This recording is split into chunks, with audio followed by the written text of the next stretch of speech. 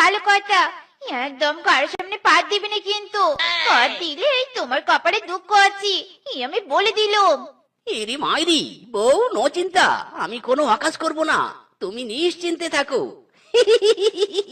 ও বলে এখন তো দেখছি লবণটা কম হয়ে গেছে। যাই, একটু লবণ দে নিয়ে আসি। এ কি, এতগুলো ভাত এখানে কে রেখেছে? নিশ্চয় এটা আমার বউয়ের কাজ। শ্বশুরের বেটির কাজ নেই, সারাদিন শুয়ে বসে আমার অন্ন ধ্বংস করছে। দাঁড়াও বউ, সারাদিন আমি কাজ করি। কি, আয় স্বামী আয়, তুমি আমার ভাতের প্লেট নিয়েছো কেন? নিব না তো কি করব শুনি?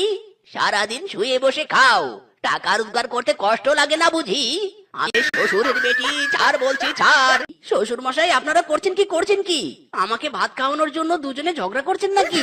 নো চিন্তা, আমি আছি যেখানে, সমস্যা নেই সেখানে, আমি নিজেই নিয়ে খাচ্ছি।